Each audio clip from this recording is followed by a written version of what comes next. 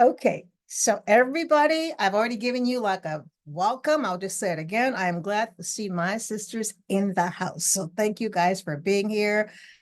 Let's just relax and really decide to have a lot of fun communicating with each other on the topic of our focus tonight. We'll get there in a minute. But before I do that, I want to just go into like a round of discussion questions that's going to be leading us for most of our meetings moving forward. Lena's already heard these because she attended one of our anti-racist meetings. And the first, there are three questions I'm going to ask you, and you decide which one you want to answer. There's only time for one. Okay. The first, and you want to write these down unless you have, you can remember them. That's fine. But the first one is, what are your hopes and concerns for your family, community, or country? That's the first question. And the second one is, what would your best friend say about who you are? What would your best friend say about who you are? Number three, what sense of purpose, mission, or duty guides you in your life? I know that was fast. I will repeat. The first one for you to consider is, what are your hopes and concerns for your family, community, and or country? And the second one is, what would your best friend say about who you are? And the third one, what sense of purpose, mission, or duty guides you in your life?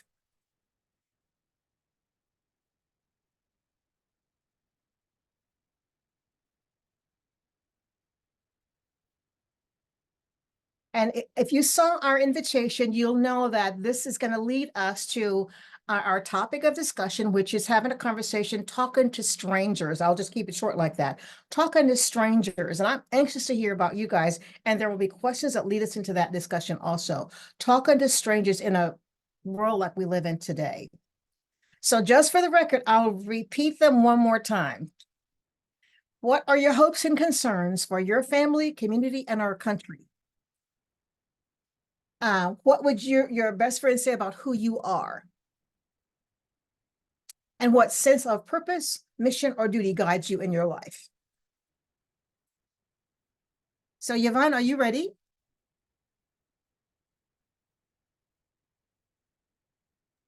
All right. Well, I'm going to answer the first one. Most of my hopes and concerns are for the direction our political discourse has taken. Because I think I said the other night, I'm not sure, but it worries me that you can't just disagree with somebody now. You have to hate them. They belong to the other side, and you have to hate them. And we all know who brought that into our political discourse, and he's running for president again. And that actually answers the third question, which is I want to make sure he never ever gets back into office. So every day is dedicated to that. Thank you. Yvonne, would you choose the next person, please? Sure. How about Anne? Okay. Hello, everyone. Good evening. I'm going to answer what will my best friend say about me? I think my best friend will say that I'm honest. I am an includer, problem solver, and really, really, really onto matters that people don't talk about. I will talk about it. Could you Thank repeat you. the last part? I didn't understand the last part you said. Could you say that again, please? Like I'm always very open to discussion. When somebody do me wrong, I just go right on it and solve it immediately. I don't hold it. Thank you. Thank you so much. And would you choose the next person, please?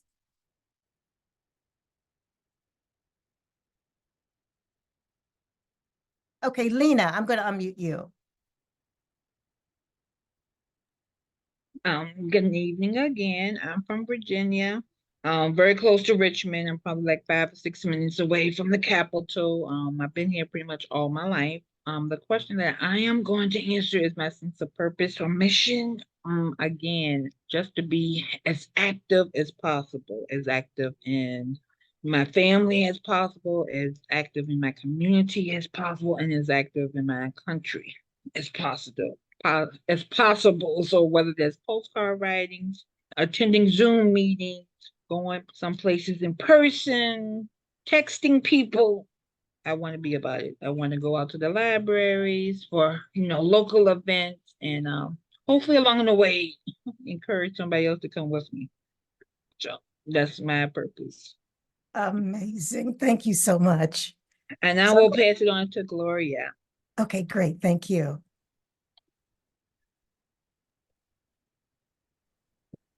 Those are great questions. I'll take number one. I live in Austin, Texas, and hopes are, and concerns, hopes that we do not get othered because of the color of our skin, our religion, our sex, or what religious beliefs, whatever. My hope is that we just get looked at and not, oh, you're poor, or you have a lot of money or whatever. Just that all can be non-judgmental. And I choose to love everybody unconditionally, but not trust everybody. I just hope that someday we get to the day where everybody's looked at as just a wonderful human being. Thank you, Gloria. So, and Suzanne is in the behind the scene, and so is Dolores and Chloe. Would you guys like to respond? Okay, Suzanne, I'm going to unmute you. Just a second. Can you unmute? All righty. I'll take the first question. What's my concern for my family, my community, my country? And it's just safety. It's safety. Living in freedom. I'm worried about us losing our rights. I'm worried about, as Gloria said, being considered othered. I mean, we're already othered, whether we like it or not. We are already, if you're not white in this country, you are othered. And whether they might not want to admit it, but it's true, just by the laws. So my hope is that we can save this democracy, and that my family, my community, and my country will learn to work together so we can live in peace and safety. Thank you so much. So Chloe or Dolores, would you guys like to have a word? And I saw Val also joined. And Val, what we're talking about right now is there were 3 questions I posed to everyone about what are your hopes and concerns for your community, your family, and your country? And what would your best friend say about who you are? And what sense of purpose, mission, or duty guides you in your life? If you'd like to come off mute and answer one of those questions, I'd be glad to repeat it for you too, because that was kind of fast.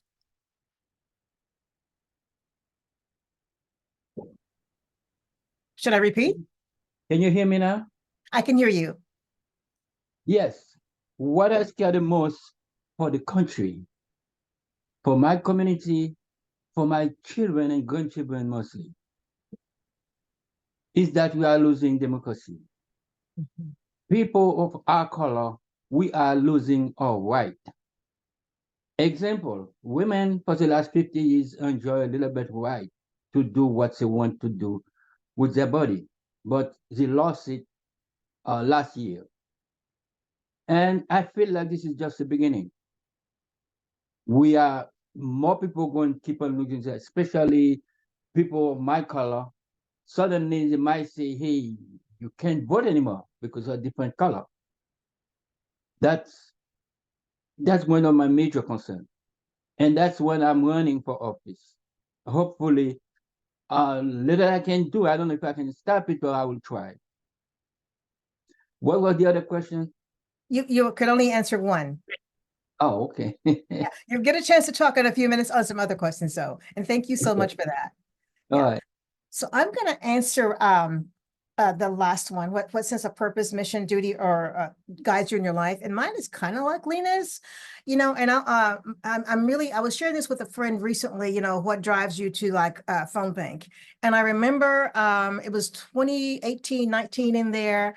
when I was really working hard with MoveOn doing phone banking. And I remember we had the states were set up in categories. There were a lot of states where you could choose that day which state you were going to call. So I'm thinking, I'm from Texas, so I'll just call Texas. And I did. And I remember this lady answering the phone, and I shared the why I was calling. And she said, honey, I used to do the same thing you're doing. She said, but I can't do that anymore. I'm flat on my back and I can barely talk. And from that point on, when I phone bank, I'm phone banking for that woman because she was for our democracy that like Val's talking about. And I believe that all of us on this call tonight have a part to play in the saving of our democracy. But we can't just talk about it. We've got to be active like Lena, like Val, like Ann, like Yvonne and Suzanne and Chloe and Dolores and Gloria. We all have that part to play in this. And this is not just a meeting for the sake of having a meeting. I'm hoping that this is going to really be a touch to your heart. And we go from here and we share with everybody that we meet, but we'll see what happens. Okay. So thank you guys for sharing. We're going to move on to the next part. And that's where there are 3 facilitators for our PPOC. And I'm just one of them. The other 2 are Ann and Gloria. And so Ann, if you would share, the topic here is talking to strangers. If you would share that one of your perspectives there.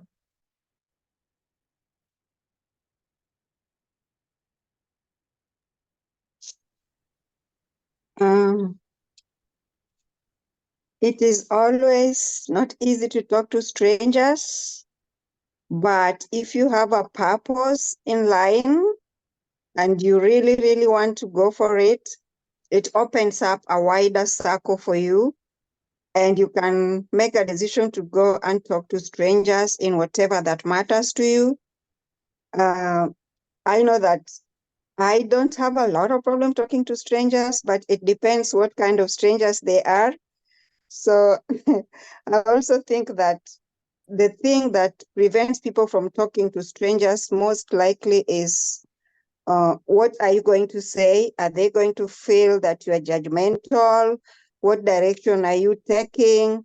And all those things put into consideration, I think our efforts to talking to strangers can be lighter or easier, but it's still not an easy task for everyone, including myself. Okay. Okay. Thank you for that. Were you going to share the part that you and Gloria have together? Could you share your speaking part? Are you ready for Yes. that? Okay. Yes. A growing number of studies from Toronto to Turkey have found that when people do make an effort to talk to strangers, it usually goes far better than they anticipated. Study participants report that they are much better at it than they predict, and the strangers they speak to are generally receptive, interesting, and interested. Thank you. Thank you, Anne. Well, hearing Anne say what she just did, there are many norms that discourage people from speaking with strangers, and we worry that we're not allowed to do that, possibly that we might even get rejected, and that we don't know exactly what to say, or that maybe people won't like us. But the prospect of speaking to someone from another group, whether it's racial, gender-based, or ideological, it can further increase our anxieties, especially if we do not have regular contact with members of that group. Thank you, ladies. So we've heard kind of like 2 different sides. Maybe there's going to be a pro side and a con side. And let's just see where you guys fit in, because I'll start out by saying I grew up not being afraid to talk to people. I was shy, very, very, very shy, but I wasn't necessarily afraid to talk with people or to people that were strangers because my mother did, my grandmother did, and they were my models. You might have heard me say this before if you've been on any of the calls that I've been part of. I actually asked my mother, where you get so many words from? Why are you always talking to people? And I was like, I would hide behind her dress because that was safe for me, but I wasn't afraid necessarily. It's just like, I didn't want to see that many faces because she talked to everybody. And this was like at a church setting, at the grocery store, anywhere. And so I learned that it's really okay not to be afraid to talk to people. And I kind of carry that with me today, even though I just never understood where she got that many words from. So I want to ask you guys a question here. Typically when you talk to strangers, where are you? And what has inspired you to connect? When you talk to strangers, where are you? Should I go first and give another example? I'll make it real short. I have a storage unit, and I was visiting the storage unit to get some stuff out one Saturday a couple years ago. And there was this young man and an older man, where my storage is, you can back your vehicle into it and unload or take stuff out. And so there was this young man, and he had a really, really beautiful dining set. I mean, it was like chairs. Oh my gosh, so beautiful. And so I said, I just asked, I started talking to him about it. I'm thinking, that is so beautiful. What are you going to do with that? And so he told me his story about, getting divorced from his wife. And, that's what he got from the divorce. And I said, oh my gosh, are you going to sell it? He said, I probably am. I said, you really shouldn't do that. Then I said, oh my gosh, it's none of my business, is it? He said, ma'am, it really is not your business. But he wasn't rude about it. And then I left by saying, you know what? I really hope things really work out for you. All the best to you. And he said, yes, ma'am, thank you. I'm not sure where he was from, but I wasn't afraid to connect with him because I looked at his face before I looked at the furniture. I saw a little bit of agony in his face, a little bit of pain in his face. And that's what sparked me to have the conversation about the dining set to begin with. So where are you when you have conversations with strangers? Because I don't know the man's name. Yvonne. Okay, hi. I've never been afraid to talk to strangers. I'm an only child. And, my parents took me to community meetings, to church, I always had an opportunity to speak with strangers. And my first job was in a TV station. So I was public service director for a TV station, and I had to talk to people. Then I went on into a sales career. So it's kind of normal for me, I guess.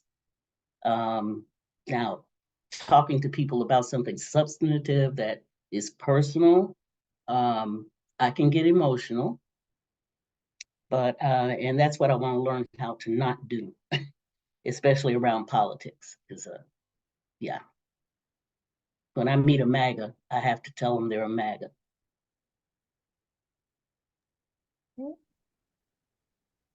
How about Chloe or Suzanne or Dolores? We don't want to leave you guys out. Okay, I can say something. There isn't a person that I meet, even those that are checking you at the grocery store. I can strike a conversation with them because you have to show them some sort of empathy with the job that they have. There's so many rude people that just tear them apart for no reason whatsoever. If there's something that was scanned incorrectly, not their fault, or if you just whatever, somebody's having a bad day and they take it out on the checker. I just find that you have to show them some sort of I don't know if it's a shoulder to lean on, to talk to, or just showing a little empathy for what they're going through for that particular day. And yeah, the first thing out of my mouth when I see him, and I ask him, how's your day going? And it catches them off guard because no one really cares, not even the managers. And I've seen that. And to me, it's so important to show people that you care. It doesn't matter who they are, where they're from, what they're doing.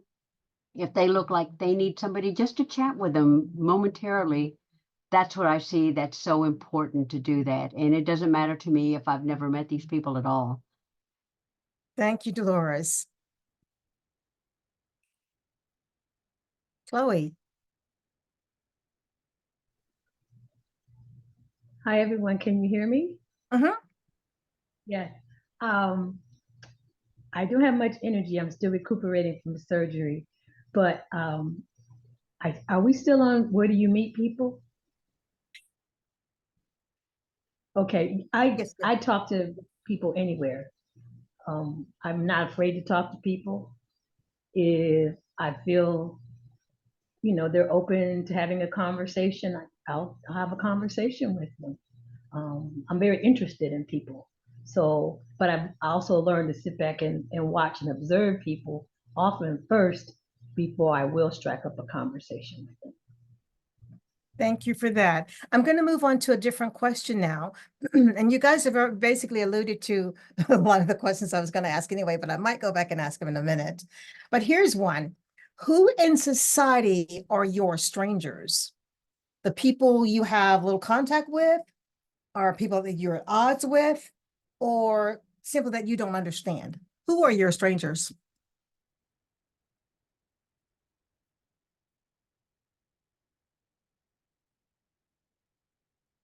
Val, okay. To me, my strangers are people of different culture that I don't know I ever meet before. Because the language could be a barrier. The culture could be a barrier. You might raise your left hand to say good morning to someone, but the gesture might mean something completely different. So if you don't know, it's pretty difficult to talk to that person. But I'm not afraid of fear or rejection to talk to anyone that I meet, a stranger or not. Thank you. Gloria. I am not scared to talk to anybody. Um, I love to, like Dolores said, I'll ask people, how are you doing? And people appreciate concern. So I'm happy to talk to anybody. Sometimes some people might not want to talk to me if I mention some of my political views, but I'm not afraid to talk. Thank you. Miss Lena?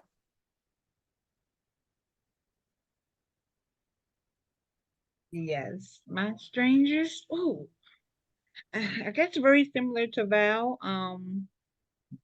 Being a former preschool teacher, I have learned a lot about different cultures with certain children coming into my classroom. Um, and I guess I should preface, I was very extremely shy and quiet growing up. I didn't feel like I had anything important to say. I was more in the realm of we're seen, not heard. That's how my upbringing was more so. No talking back. Yes, ma'am.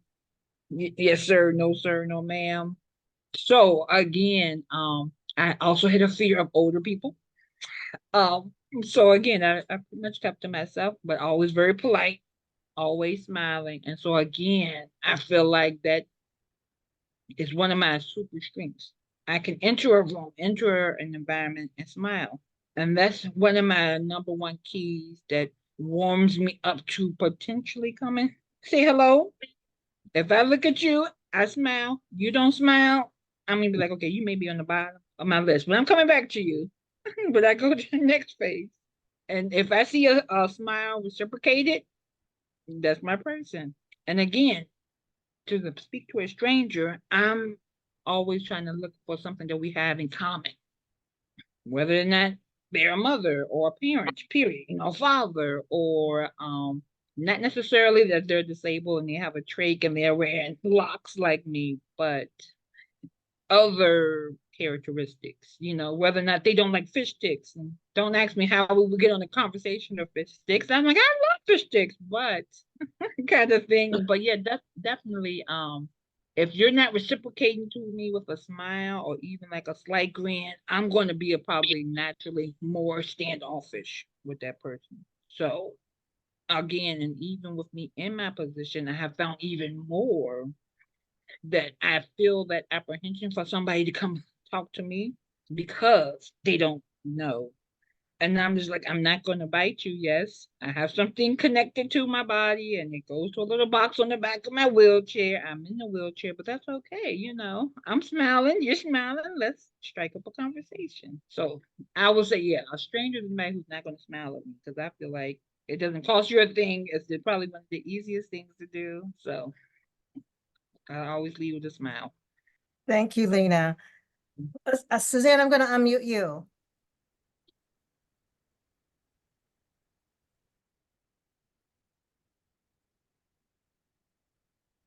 You know, I don't readily get into political conversations because of the climate we're in. At work, I can get into it because I know who thinks the way I think. But on the whole, I don't have a problem with speaking to somebody, offering words of encouragement or kindness. So I don't find myself getting into political talk unless there are people that I know. And there are people that I do know that do think like me. Because right now I just don't feel like dealing with ignorance, and hostility, even though eventually it's going to have to be dealt with. So yeah, I don't mind talking to people, offering them a kind word or encouragement.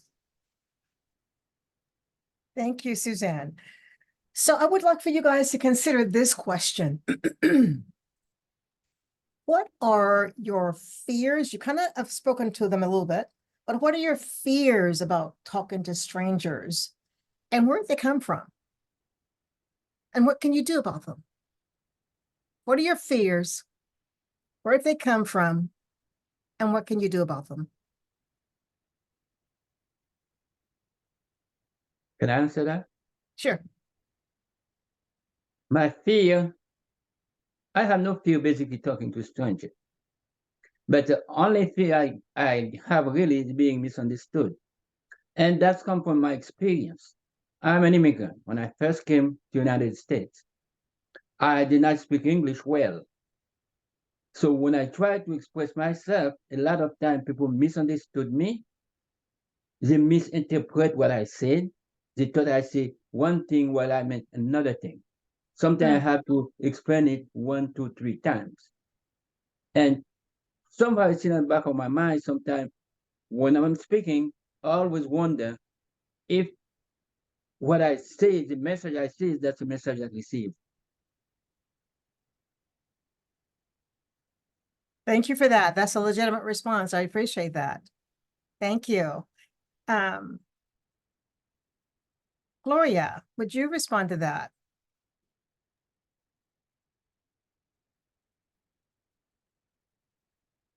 You're still muted. Okay, can you hear me now? Yes, I can. Okay. I have no fear. I worked for Gallup for several years, calling internationally all over the place in Spanish and English. If people don't like me, they can hang up. So be it. Okay, thank you. All right, would anyone else like to respond? Okay, Lena? Another thing that I did recently, probably in the past 2 years, I was realizing that I had anxiety of making phone calls. And whether or not it was anything that would be deemed as a rejection, that was always my initial, like, oh, they're going to be mad at me because I'm calling, or they're going to hang up on me, or something bad was going to happen. But 2 years ago, I challenged myself to join the TRP program in my county, which is the telephone reassurance program. So, like, I threw myself into the fire. I had seniors that were looking forward to phone calls in the community. I had a responsibility, and I knew I had to do it because how they explained it to me, I could be the only person that ever ring their phone that whole day.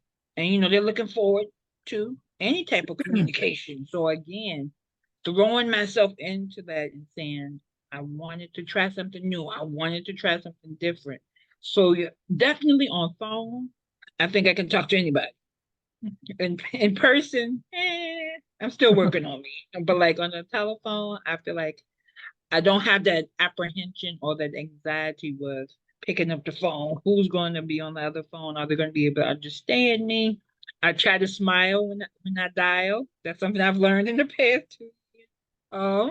And so again, my smile is again working for me, and I just listen because sometimes that's all they really want to do is talk and have somebody listen to them, kind of thing. So yeah, I had to come from the point of being very exaggerating with answering phones or making the phone calls. And again, I don't again, of how my upbringing was. It probably had something to do with it as well, but I feel 120% more confident if I have a new name and I have a new phone number.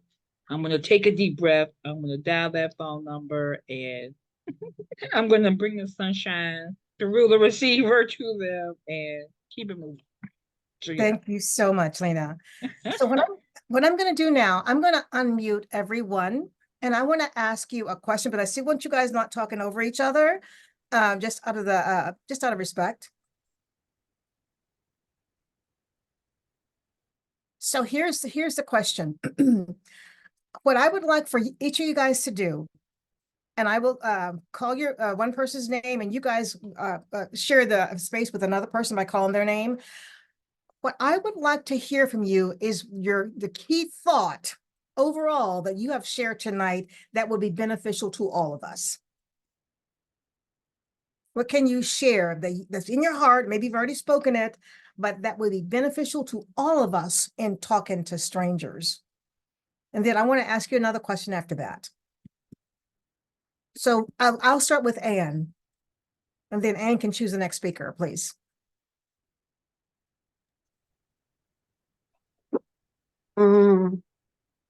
My take around this topic is that, first of all, we have to be honest with ourselves and know exactly what we hold within us before we spread the word out there.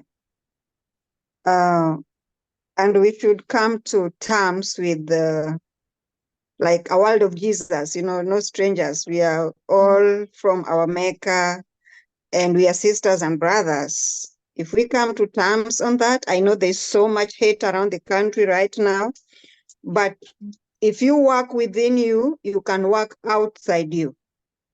So I think that's my take on this topic, and that will give us healing, and we can also give healing out. Thank you, Anne. Thank you so much. Can you choose the next person, please? I'm gonna choose Dolores. Okay, for me, I guess getting over the fear of speaking to someone else on the phone when you're making phone calls. That has always frightened me because in the past, I've had some really rude individuals speak to me. So I think that it's important for me to start getting over that fear. And just remember, if I can do one-on-one with somebody, speaking to someone one-on-one basis in person, I can overcome that fear and start, chatting with someone on the phone on beliefs that I stand for. Thank you, Dolores. Sure. Can you choose the next person, please? Let's go with Yvonne. All right.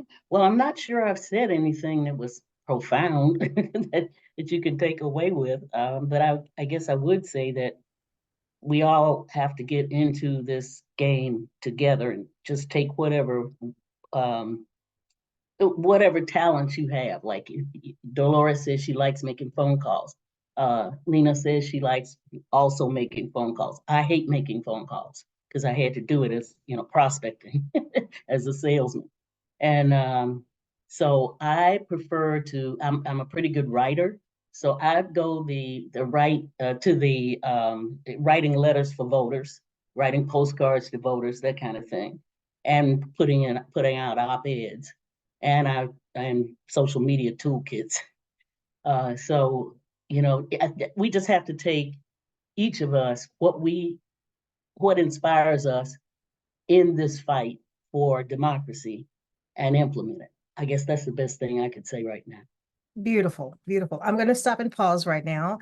And this is almost like a verbal test time to see just what our listening is like, because we don't have chat open tonight, and that was purposely done to see just how well we're actually listening to each other.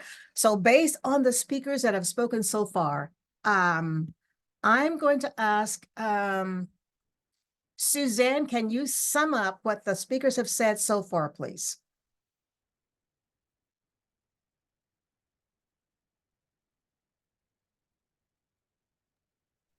What the speakers have said so far is that I like particularly what Ann says, you have to know what's inside of you before you can share it with the world, before you could go out there and share your message and bring other people into your sphere, what you're fighting for, what you believe.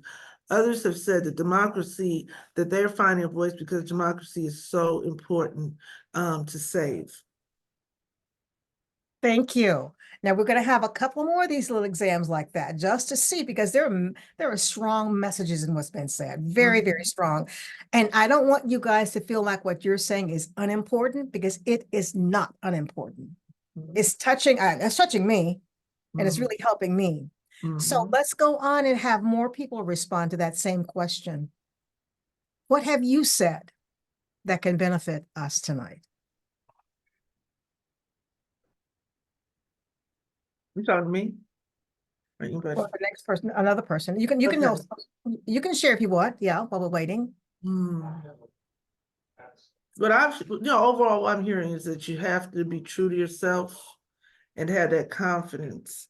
And that confidence is, what do you truly believe? Because it can be very hard to have people hang up on you. You know, I've been with MoveOn, I've worked with other phone banks. It is very hard. It is, and sometimes, I had to remember who I'm working for, because, people sometimes will curse you out. And then you're just so shocked at the ignorance and the meanness. It's like, are we for real? And they can't back up their anger with anything that makes sense to us, to me. So it's about having confidence, being true to yourself. So that's what I would bring to the table: learn how to have confidence and stand for what I really believe. And I see myself tonight, if I want to gain any kind of confidence going back into this season, I think about the 3 servicemen that were killed yesterday in the drone attack in Jordan. And if those 3 young lives were sacrificed for us, and I think they're all African American. I'm down here from Georgia. If their sacrifice has to mean something, and that's the continued fight for democracy. Thank you, Suzanne. So here's my next question then, because I don't want to keep you guys longer than we'd scheduled. Here's my next question. And I am going to focus on what Val said and what Lena said. And hope I don't misquote you guys, but what I'm hearing is, when you're talking to strangers, there are certain things you need to know about the strangers. Val, you were talking about, if somebody throws up the left hand or right hand, it could mean a different thing in a different culture. I agree with that 100%, 100%. And then, there's just a fear of talking to people that are different from us. And that's why we're having this conversation tonight. But there has to be a rectification for that, though. I don't think we can remain stuck in this mindset. And I have to agree with 100% with what Ann said. What we have inside us is what comes out. So what do we want to keep inside? What do we want strangers to see that we have? And one thing that I really enjoy doing so that I can break down my own cultural barriers is that I study cultures like crazy. It's just one thing that I do on a regular basis. I mean, a week is not going to pass and I'm not studying something about a culture. I've lived abroad in Germany for 6 years, lived in Mexico for a couple of years. And that really helped me to start breaking down the barriers that I, as an American, have about people who are different from me, not as a Black person, but as an American. We do that sometimes unconsciously. And I'll just give you a story about how I had to break this down when I lived in Germany. I was teaching public speaking, and in my class, one of my classes, there were students from 12 different nations. 12 different nations. And a couple of them were actually enemy nations. And so I'm thinking, how do I really communicate well with these students? They know more about America than I know about them because they study the culture. They study the culture. They told me things about that were happening in America that I had never even heard of before, because they have to study. They choose to study. They have to pass these exams. So what I did is I invited them to my apartment, and I had what's called the Night of the Nations. It was a daytime. It was in the daytime. Night of the Nations, 12 different students from 12 different nations, and they brought their food and they brought their history. And we sat down and talked. I had to kick them out of my apartment. That we talked so long, we ate so long. And one of the things that I remember is that the girl from Afghanistan brought the best tasting rice with saffron. Saffron is not inexpensive, very expensive. And it was piled high, you know, it was beautifully arranged. And then someone else from I think it was from Spain brought a dish with saffron. But they talked about their culture. They talked about their family. They talked about wanting to connect with each other. And in that meeting, we broke down barriers because we communicated.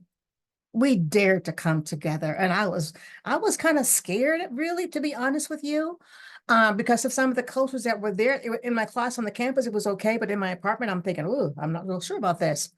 But that has to be broken down by communicating. And I did. And the beauty of that meeting is that I'm still in contact with a lot of those students. Still in contact. And it's been quite a few years ago. But we have to study the culture. It's okay for me to say, well, in Afghanistan, they do this. In Mexico, they do that. If I can bring them together and they learn about each other, the respect level is going to be higher. So that's my take on it. I think we have to self-educate, and that's going to break down connotative assumptions and barriers. And you guys can critique what I said if you want to, or ask questions if you'd like, or make a different comment if you want. Well, I I have have one a comment. comment. Oh, Okay, sorry. Anne? Go Okay. ahead, Anne. Sorry. I was so blessed to have worked with international volunteers for over 12 years. The organization I worked with here in America before I even relocated here, he was recruiting people from all over the world, coming from one course at a time every summer. And so we worked around so many projects and even disasters like Hurricane Katrina, floods in North Carolina, South Carolina, Tennessee. And one thing I learned is I was supposed to be the leader of the house all the time. These guys were young people from all over the world. So sometimes we would have like 16 or 20. So that is like 20 countries in one place for 1 month. It was hard at times because some people don't want this food. Some people don't like the structure. Some people, it was just like every day you just get people complaining about something. There may be 7 people in a day that they don't like something. But I think communication, like Evelyn have said, breaks barriers. Because there's sometimes I would just sit down with them. I know there's a time I made a meal from Kenya and I put a peanut butter or something, and somebody was like, oh my God, that's strange. Like, how would you do that? I say, we use cooked peanut butter to cook everything. Almost every meal we cook we put peanut butter on it. And so they found it very strange, and some of them didn't eat. But me, who I am, I'm like, yeah, that's fine. You can get a different thing and you eat it.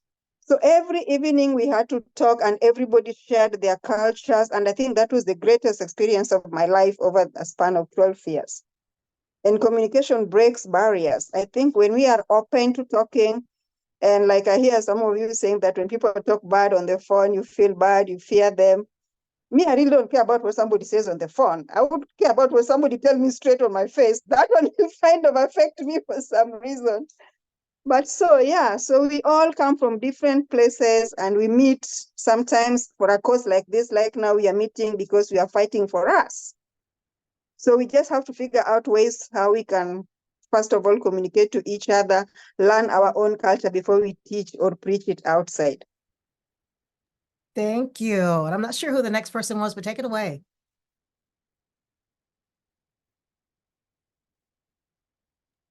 Was it Val? Or was it Suzanne? I didn't recognize the voice. Oh, I thought Yvonne was trying to say something. Oh, I'm sorry. Okay. But you I'm wanted not to say sure. something first. You go ahead, Gloria.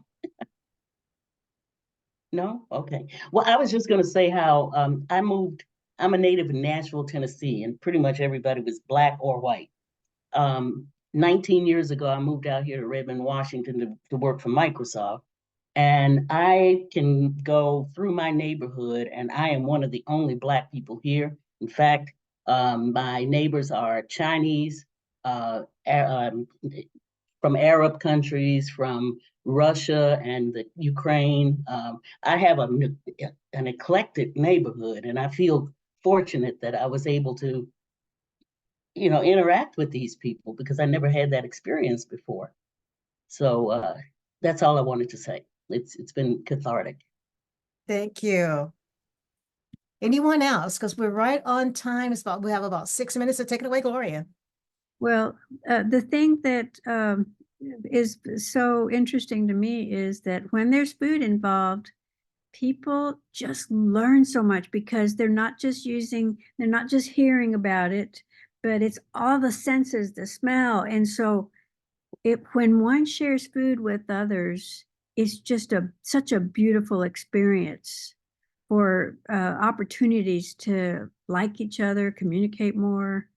And I think what Miss Evie did was opening up her home was just like a miracle, like people in a home environment sharing delicious food, learning so much beyond just listening or just seeing, but taste and everything, just all the senses involved. Thank you, Gloria. I'm going to piggyback on that and tell you where it started, though. It didn't start when I was in Germany. And if you're from Tennessee, Yvonne, Yvonne, and Lena, you're from Virginia, West Virginia, I can't remember now. I'm from Texas originally. And the sharing, when I was able to invite students into my home, I felt like I was watching my mother all over again, my grandparents all over again. There was always someone eating at our house, always, especially on a Sunday. And back then, of course, nobody had locks on their doors, and there was always enough food, even though we didn't have a lot. I was never hungry as a kid, but I saw the hospitality and I saw the communication. And it was over and over again. If somebody had a need, we always knew and we always helped, from an egg to a bottle of milk or whatever it was. We've lost that part of our nation where people helping people, strangers helping strangers, strangers talking to strangers. That's what I saw growing up. And I see more of a positive side than I do a negative side. Because I heard someone say that they're not afraid. I think it was Lori said she's not afraid to talk to people, to strangers. I'm not either. I'm not, and maybe Yvonne said that too. I'm not afraid to talk to strangers. It doesn't take much. And I'm sensitive to people because I'm an empath, probably by too much sometimes. But just give you an example. I don't know the clerk that checks me out at the grocery store that I go to. I don't know her. But I was in there a couple of days ago and I said, "Hi, how are you doing?" And her tone was like, I'm okay. And so that word okay is like, didn't resonate with me. I'm thinking, why are you not okay? And she went along to tell me why she wasn't okay. And I think it was Dolores that said, just the interaction, because we don't know what they're going through. We don't, people don't talk to them. Maybe the first person that was in front of me at the store, maybe they were rude to her. I don't know. But I left these words with her. I really hope that the remainder of your day is going to be better. She gave me eye contact and said, thank you. I didn't have to say that to her. I could have just gotten my bags and walked out. But I think we have to take time with these people that we consider strangers and break down the barriers so they're no longer strangers to us. So next time I walk in that grocery store, it's going to be a different conversation because I started the conversation with her and she was appreciative. So I think it's just one step at a time. And then I would also like to encourage us to self-educate. Self-educate. Get online, read about the people in your neighborhood. And I think what Yvonne said about all of those people in her neighborhood, she's got Chinese, people from the Mideast, from, different places. And for her, it's okay. And I would venture to say she's not on screen right now. Oh, yeah, there you are. I would venture to say you've had conversations with them. Oh yeah, I can read your lips. Oh yeah, we've got to have conversations with our neighbors. And so here's my challenge to you guys, or maybe this is homework. What is your next step? This is a great discussion tonight. Didn't know what to expect, but it's a great discussion. But each of us have a next step. What is your next step? MoveOn has this thing where it's called vote tripling. Maybe yours is going to be vote conversationing. I don't know. But what is your next step? I want to hear your words. And then we're going to be close to the end. Let's start. Go in, Suzanne. I'm sorry. That is in the book How Democracies Die, which is really good. I read it. I finished. It came out in 19, and I finished it in 20. But anyway, they talked about the way to save democracy is to talk. So when you say, so you were, you really have a point. You said we're gonna discuss it by tripling the conversation. And I said that to a young colleague today, because he has me reading a book about curriculum and the exclusion of minorities, just talking about the history of it in this country. And, I said, that's how we learned. I said to him, that's how democracy survived, by talking about it. So that's what I'm going to do more, since the MoveOn kickoff has started to really just reach out to people. And then I just want to say it's one thing, 30 seconds, a stranger. We lost a colleague of ours last month. It just was so sudden. He was gone in 3 weeks, and only 56. And we were until they had all the grief counselors there the next day to talk to the 7th grade. I'm a 7th grade teacher, and they were there if we needed them. And one colleague was saying to me, she said, I don't want to talk to them. And I kind of felt the same way. They're strangers. How are we going to go in and talk about our grief? But we were very comfortable talking to each other about our grief. And the colleague that we lost, he always used to say to us in passing, me, anybody who passed in the hallway, how you doing? Are you doing good? How you doing? You doing good? Okay, all right, all right. So he always asked us how we were doing, if we were doing good. And if we usually would say, yeah, we're fine. He said, all right, all right. So, that made me think about it, Yeah. Yeah. Okay. Let's go I with think, Val. I'm sorry. Go and lead. I'm sorry. yeah, with myself, I know definitely I want to stay on the path that I am on, encouraging myself, being bold like Miss Gloria, taking action, implementing things like Miss Yvonne, but just not, not deciding just to give up, not to throw in the towel. So yeah, I've been hung up on several times, but I'm just like, oh, that's just one. Let me keep on dialing. Let me keep on dialing, kind of Yeah. thing. And so, like, again, putting it into practice, don't stop after that one hang up.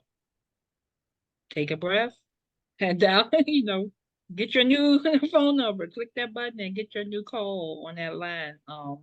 So that's definitely what I'm going to do, and try, of course, put it in action. Any text, any text bank, any phone call bank I can get on, I'm going to try to sign up for it. And as long as I'm able to, I will try to help no matter what. Thank you. Dolores, and then I'll come to you, Yvonne. I'm so sorry. I have to drop off. I have another call that started at 5.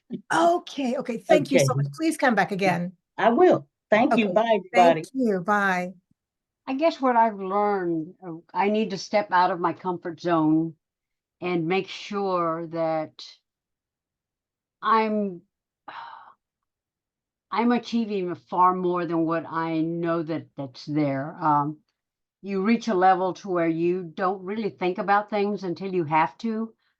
But I think I need to take one extra step to make sure that I'm reaching out and get out of that comfort zone that I'm in, to make sure that I reach out and help people and help them understand, or just be there if they need me. I mean, it doesn't always happen. Family's the biggest obstacle. But with others, it's so much easier to be able to do that, just be there for other people. And I need to get out of that comfort zone and just think that I can do more than what I'm doing right now. Thank you, Dolores. Anyone else? And I'll have one last question if you guys don't have a comment. Hey, Gloria. One thing just real quick thing is that I think I don't feel like I had anything profound to say at all, but I think that it depends on the purpose for communication. And if we have an important purpose, I think that will make us overcome any fear. Great point. Thank you. Okay, well, guys, this has been fantastic. Thank you. But I do have one last question. Don't go yet. This is our POC. I'm leading tonight because this was a topic that was very near and dear to me as far as interacting with strangers is concerned. But we want to open this to members to lead also. So if there are members on the call tonight who would like to lead an hour session, we have one next month. Just let us know. You can send me an email and I can help you work up the agenda and you can tell me your topic or whatever, however you want to work it out.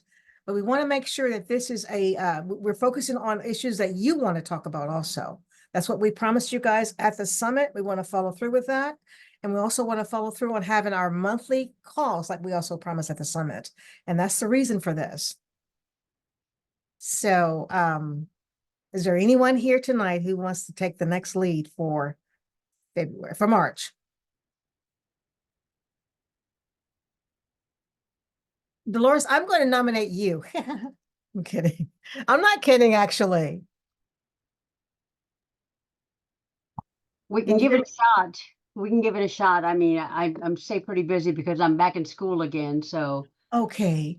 yeah, that's, you know, we'll get in touch and Okay. see what we can do. Okay, great.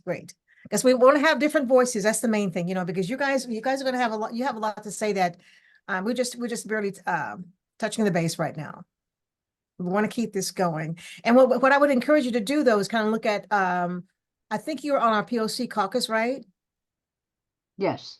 Okay, take a look there. And I think there's indications of what we want to talk about, or if you have a topic that's going to coincide with us as a POC, that will be fine too. But let's talk before, I like to get things out at least a couple of weeks before the next meeting. Okay.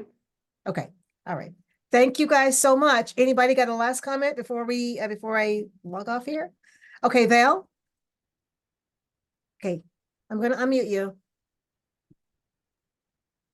Yes, I like to say two things. First, have no fear of, of rejection, because the person reject you may have other problem on his mind. It's not your fault. You got something else thinking about at the time you try to speak with him.